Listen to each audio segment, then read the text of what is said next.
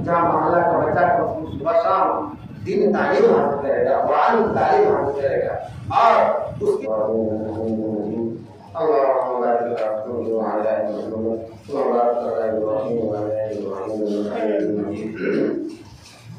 देखिए अब दुआ होनी है और बहुत ही कम वक्त हमारे पास बचा हुआ है। ये प्रोग्राम ही मुख्तसर है, मुख्तसर अंदाज में गांव-गांव मोहल्ले में प्रोग्राम किया जा रहा है। आज भी 2 प्रोग्राम हो रहा है। अभी धोनिया चौक की मस्जिद में प्रोग्राम चल रहा है जहाँ से मैं होकर के भी आया हूँ और ये दूसरा प्रोग्राम यहाँ रोजाना 2 प्रोग्राम माशाअल्लाह हो रहा है। ये उलमाए किराम जो घूम रहे हैं, चक्कर काट रहे हैं, आपके सामने आपसे खुशामद बरामद कर रहे हैं, इनका कोई अपना जाती मकसद नहीं है। ना आपसे पैसे लेना है, ना रुपया लेना है, ना आपसे तनख्वाह चाह रहे हैं। इनका मकसद सिर्फ ये है कि अल्लाह का बंदा अल्लाह से जुड़ जाए,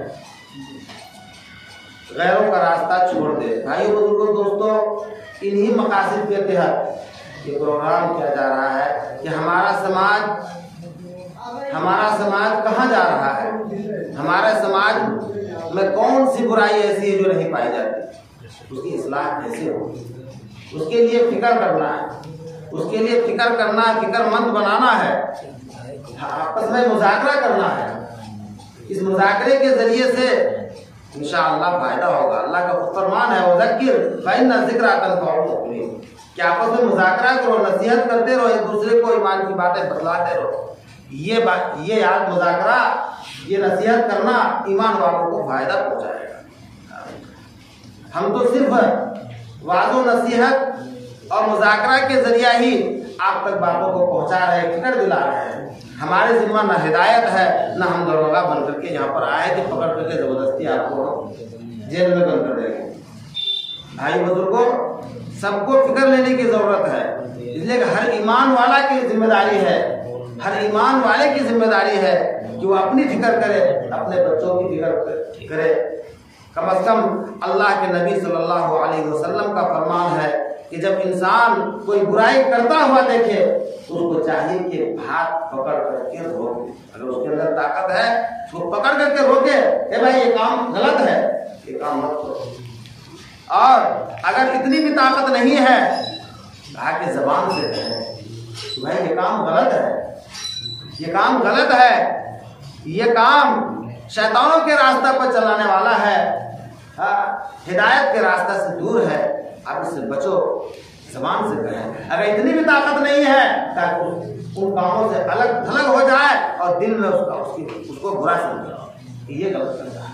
आखिरी दर्जा कहा कि सबसे कमजोर ईमान ईमान, आखिरी दर्जा ये है कि हम उससे बरी हो जाएं, अलग थलग हो जाएं और उसको बुरा समझें।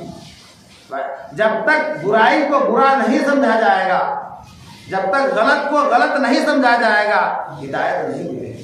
अगर आप गलत काम को भी सही समझ के करेंगे, इबादत समझ के करेंगे तो हिदायत की तौफीक मिलेगी। जब तक इबादत भी अल्लाह के अहकाम के मुताबिक, नबी पाक सल्लल्लाहु अलैहि वसल्लम के तरीके के मुताबिक नहीं की जाएगी तो वह इबादत भी बाइस अजर व सवाब नहीं होती। तो फिर दूसरे काम जो अल्लाह के नबी के रास्ते के अलावा हो, उनकी सुन्नत के खिलाफ हो, तो वो बाइस सवाब कैसे हो सकता है? अगर कोई नमाज पढ़ता है और वो नबी के तरीके के खिलाफ पढ़ता है तो क्या वो नमाज कबूल होगी? क्या उस पर सवाब मिलेगा? जब नमाज पर, कुरान पढ़ने पर, इबादत पर अगर गलत तरीके से करेंगे तो सवाब नहीं मिलेगा। तो ये हमारा जो मुआशरा गलत ढंग से, गलत तरीके से चल रहा है, इसको क्या सवाब मिल सकता है? भाई बुजुर्गों दोस्तों, अगर ये काम अच्छा होता, मुहर्रम की रसूमात अच्छे होते तो सबसे पहले उलमाए किराम आगे बढ़ के करते, पढ़े लिखे लोग आगे बढ़ के करते। लेकिन आज हम सब देखें, नजर उठा के देखें, कौन लोग कर रहे हैं? ना बाशऊर अकलमंद लोग कर रहे हैं, ना ही उलमा कर रहे हैं, ना ही स्कूल के पढ़े लिखे लोग कर रहे हैं। हालांकि किसी भी एतबार से अगर कोई पढ़े लिखे लोग हैं तो वो इनसे एतराज कर रहे हैं। ये काम औबाश लोग कर रहे हैं, शराब के नशा में मस्त लोग कर रहे हैं, जिनको जो है जिनके सामने बुराई नहीं है, वो बुराई को बुराई नहीं समझ रहा है। इसलिए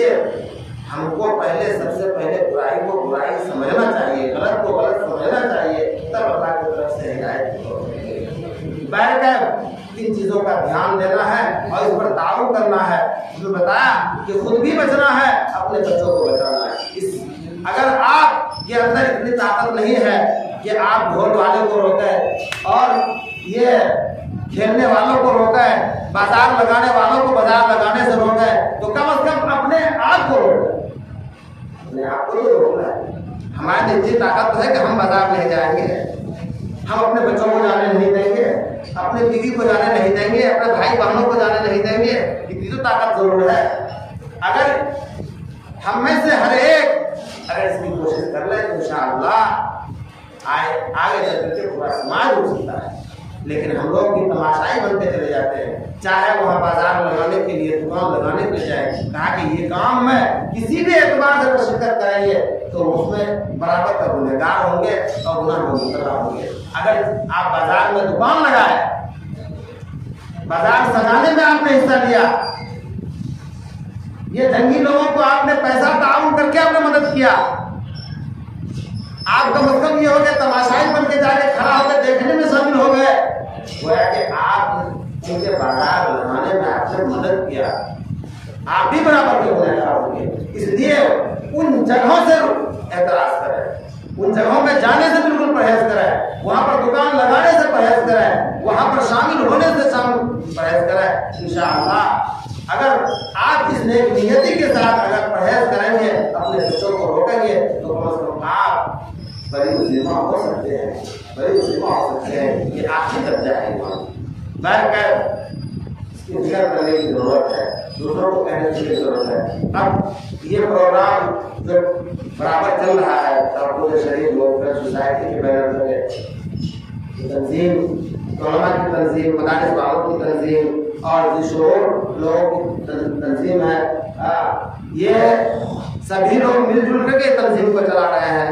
अकेला अब मौलाना अब्दुल वारिस का तंजीम नहीं या घर का तंजीम नहीं, ये तकरीबन तमाम मदारिस जो अपने इलाके के हैं, जो कि प्लासी के अंदर तमाम मदारिस के उलमा से जुड़े हुए हैं, तमाम मदारिस के उलमा जुड़े हुए हैं और उनके अलावा भी और भी बहुत सारे लोग जुड़े हुए हैं और हम भी जुड़ सकते हैं, हम भी जुड़ सकते हैं। हमारे जुड़ने के लिए मेंबरी फीस के जरिए हम भी जुड़ सकते हैं, हम भी उसका मेंबर बने। आपके सामने बात आई, इस तंजीम के जरिए से कितना रिकायत काम हो रहा है, जहाँ पर गरीबों की, मोहताजों की, जरूरतमंदों की, परेशान हालों की मदद की जाती है, जहाँ मोहल्ला का बच्चा सुबह शाम दिन तालीम हासिल करेगा, कुरान की तालीम हासिल करेगा और उसके लिए बहुत बड़ी रकम आपको खर्च करने की जरूरत नहीं है। हम अपना एक एक बच्चे को पढ़ाते 3-3 हज़ार 4-4 हज़ार रुपए जो है स्कूलों में दे रहे हैं, अब आसानी दे रहे हैं, सूरत तरह के पढ़ाना है। अगर हम यहाँ पर 200-300 रुपए अगर महीना खर्च करते हैं बच्चे के पीछे में, तो आपका बच्चा दिन तालीम से आस्था होगा। तो इसकी जरूरत है और इसकी कोशिश करें कि अपना मस्जिद के तहत भी मकतब चलाए। जहाँ मोहल्ला जहाँ पर मस्जिद नहीं है वहाँ पर मस्जिद कायम करने की कोशिश करें। अच्छा, इमाम मुअज्जिन नहीं रहने की वजह से वक्त पर नमाजों की कमी हो जाती है। नमाजी लोग भी कहते हैं चलो अच्छा अभी हो जाके हम ही पढ़ेंगे, तो आधा घंटा के बाद हमको पढ़ना। तो जहाँ पर इमाम मुअज्जिन मुकर्रर है, वक्त पर नमाज होती है, तो वहाँ नमाजियों की तादाद होती है, चूँकि वहाँ उसकी कदर होती है, कदर होती है। अगर हम थोड़ा 5-10 देते, अगर 5-10 रुपये रोजाना के हिसाब से अगर मस्जिद के ऊपर खर्च करेंगे तो हमारा मस्जिद आबाद होगा, हमारा मकतब भी आबाद होगा। भाइयों बुजुर्गों दोस्तों, आप इस तंजीम से जुड़ सकते हैं। तंजीम का माहाना फीस 30 रुपया, एक दिन का एक हिसाब से। अगर आप इन गुरबा और ज़रूरतमंदों की इमदाद हैं तंजीम के ज़रिए से, तो आप तंजीम में जुड़ करके अपना मेंबरी फीस भी दे सकते हैं। हाँ, ये हुआ है, मोबाइल से रब्ता करके उसमें जुड़ सकते हैं, अपना नाम लिखा दें और हर मोबाइल से ही जो है अपना जो है पैसा ट्रांसफ़र करें और रसीद भी आपको मिल जाया करेगा। तो 30 रुपया, 40 रुपया, 50 रुपया, 100 रुपया इसी तरीके से लोग इमदाद कर रहे हैं तंजीम की, और उसी पैसे को जमा करके जो है रिफाई काम किया जाता है। यहाँ पर कोई अलग से फंडिंग पैसा सऊदी अरब से और कहीं से और कहीं मुल्क से पैसा नहीं आता है, और यहीं पर लिया जाता है। कोई आपातकालीन होती है तो कुछ खास लोगों से मुलाकात करके कुछ पैसा इकट्ठा किया जाता है, लोगों की जगह मदद की जाती है। ये नेक काम है, इस नेक काम के अंदर मदद करेंगे तो अल्लाह के तरफ से नवाजे जाएंगे। ताउन, अल्लाह का हुक्म है ताउन अलल बिर्रि व तक़वा, के नेकी के कामों में जो है ताउन करो, तो हमारा ये ताउन होगा इंशाअल्लाह, होगा इंशाअल्लाह। बहुत मुख्तसर फीस लेकर के सिर्फ 2 है खुला का मसला में, जबकि और जगह जो देखे कि 10-10 हज़ार 20-20 हज़ार लोगों से जो ऐड लेते हैं।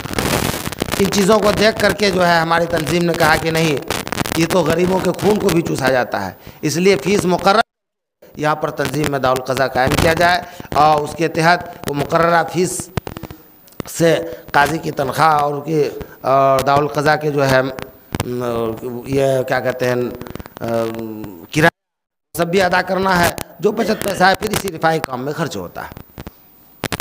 तो आप सबकी तवज्जो उसकी तरफ होना, इसी की दरख्वास्त पाक तंजीम को आगे बढ़ाए, मकाम को कामयाब फरमाए। बहुत बहुत शुक्रिया दोस्तों, आपने फुल वॉच पूरा वीडियोस देखा और वीडियोस आपको पसंद आया होगा। पसंद आ जाए तो अपने दोस्तों में ज़रूर शेयर करें और लाइक करें, सब्सक्राइब करें और मेरी हौसला अफजाई फरमाएं। शुक्रिया, जज़ाकल्लाह। अल्लाह तबारक व तआला आपको दोनों जहान में कामयाबी अदा फरमाए, शाद व आबाद रखे। फिर मिलते हैं नेक्स्ट वीडियोज़ में, और एक अच्छे और शानदार वीडियोज़ आपके लिए लेकर हाजिर होऊंगा। तो इजाज़त दीजिए, फिर मिलते हैं दूसरी वीडियोज़ में। अस्सलामु अलैकुम व रहमतुल्लाहि व बरकातुहू।